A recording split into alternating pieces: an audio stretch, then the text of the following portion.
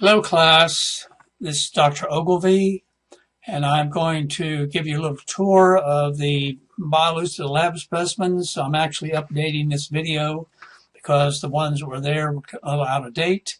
And so when you go through the process using the PDF that we gave you, and you go down through here and you download Biolucida Viewer and you install it and you open it and you follow the directions and put in your username and password and also the URL for accessing the server. And we suggest you name it lab specimens. You can name it anything you want to. And once you've done that, then you'll be in here and you'll have the lab specimen set up. And this is my access to the lab specimens. I have many other connections because I manage this entire virtual slide collection. So when you have that, you'll see the URL here, and hopefully you put that in correctly. And then you can simply just say, okay, after you've saved it, connect. And once you connect, then you're going to be taken to that collection. The first thing you're probably going to see is this pop-up floating window, which are the URLs to the annotations for each specimen. And you can click on those and they'll take you to that specimen annotation, but I suggest you just close that and go directly to the folder. So for each of these folders, when you click on them, they will open up and you will see specimens like this. Let's just click on the first one. Now, the first thing you got to remember is only click one time. I have worked with a company and reported over and over, but they still haven't fixed it. If you double click, then it gets confused and it will not load everything. Maybe the image will load and the annotations will not load, or the labels will not show up. Okay, so I just clicked one time and now it's connecting, and there it is.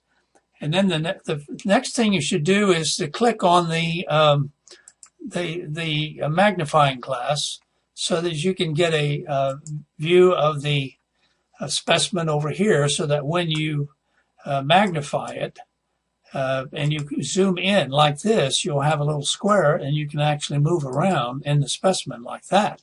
So I'm going to now call up the annotation. You see this little the hand with the pencil and the page. Click on that and there comes the annotation. So if you click on the annotation and put go to, if you're away from where we set it by default to view, it will always go back there. So this is the first specimen, and of course down here you see that this is 1,735 micrometers, and that's 1.735 millimeters, because there are 1,000 micrometers in 1 millimeter. And the advantage of this is you can explore around and see the relationships of things, okay? And if you want to go to another specimen, you can close it here, or you can close all images up here. Now, you can bring the bookmarks up if you like that, but you see it's the same thing as right down in here. So it's really superfluous to have this floating around. If you want to know about the specimen, you know how many megabytes this specimen is 262.4 megabytes, and how high it is and wide it is in pixels. It's way beyond a cell phone image, which is probably not much more than 1.3 megabytes. And it tells you this source. This actually came from a pathologist in Australia. And I advise you not to click on the world like this. Well, it'll bring you back to the general collection. That's okay. But if you click on the grid view, it can get confusing. So I wouldn't do that. I would just simply stick to the simple straight view. There are other things here. You can increase the magnification this way. You can actually take a snapshot. Once you do that, then you can save it right to your computer and you can name it. It's a JPEG file. Okay, so I'll just close this out and we'll go back to Oh, now see, I am in a floating window, so I got to get that out of here now. Okay, I got that all. If you click on this, then click on it again, it'll get back in the right place. So I'm just going to choose, let's say, this specimen here, clicking it one time. And now we have, this is the esophagus down here, and this is a trachea. And then over here are thyroid. So we have annotated this, and you can change the size of these images here. You can move this over like that, so you have much more territory here. And again, I'm using my mouse wheel and can zoom in and zoom out. Now, when I test you on part B, what I do is I use still images from WebMic, but I also go into these collections and also some outside collections, because we refer you to some virtual slides and the external resources. And I will go there and I will capture different levels of magnification and put it in a question to ask you. So this is not about memorizing just exactly how one image looks. It's about learning the criteria to distinguish. For example, here, this is stratified squamous, non-keratinizing epithelium. And you're going to learn, that these are nuclei. You can check them out. There they are. And each nucleus is in one cell. And so that immediately tells me that this is a stratified. These are many layers of cells here. So stratified means many layers of cells, and it could be 2 or more. In this case, it's probably 30 or 40. And stratified squamous, and then I know it's non-keratinized because I don't see any keratin, real dark staining red keratin, but I see the nuclei are here, so these are very flat, and these will slough off. So, but I just gave you some examples of criteria, and you see, and I know that this is connective tissue down here, and here I know this is smooth muscle because I can see the cross sections and see the nuclei in some of the smooth muscle cells, and you'll learn more about that. So I don't want to belabor this or carry it on more, but the reason we give you these additional specimens is so you're in the WebMic and you're learning the ABCs of histology. You're learning the basic things, and in the lecture you're learning the function, and you're learning morphology in lecture. So you put all that together.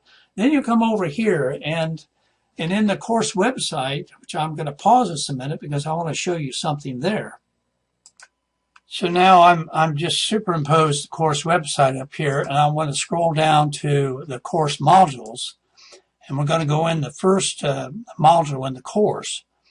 And as I scroll down here, okay, here we are, and this is just also to remind you, you really need to be responsible for the deadlines in the course. I rarely remind you, but at the beginning of the course, I do, so I can get everybody moving and on track. But you can see right here that the frame of time of the first module is August the 20th through September the 7th. And so when you go into that module, in addition to the other aspects I've already demonstrated in the course tour of the website, you have, for every module, you'll have a video of each of the Biolucida lab specimens. So if you click and open this folder, the first thing you're going to see is an overview where I have made a video giving you an overview of all the specimens in that particular collection for module 1. And then we were just looking at the integument. You can click on integument, trachea, urinary bladder, and so forth and so on. And I give you a tour, and that is always proven to be very helpful, and it gives you a feel about examining these specimens. So as you study, you start with the lecture, and you are working with the lecture and understanding it in the lab. Study WebMic using the new electronic lab manual that has all these videos to describe it, and then go out and view these videos, and then go into the Biolucida collection. And I'm going to go back over here and then click on each of these and study them. Okay, so I hope that's helpful and gives you a perspective of how the Biolucida lab collections are supplementing, and that we will in fact draw test questions from these specimens, and also from going back to the course website and going down to the external resources where we have virtual slide exploration. And I recommend that you explore every one of these because I think they can be very helpful. But when you come into this area, then we give you the histologyguide.org, which is a wonderful collection of whole slide or virtual slide specimens that are also, you can pull up the labels and so forth. Okay, so that's all for now. I hope that's been helpful, and do post on the discussion board if you have a question about anything, and I'll respond as soon as I can.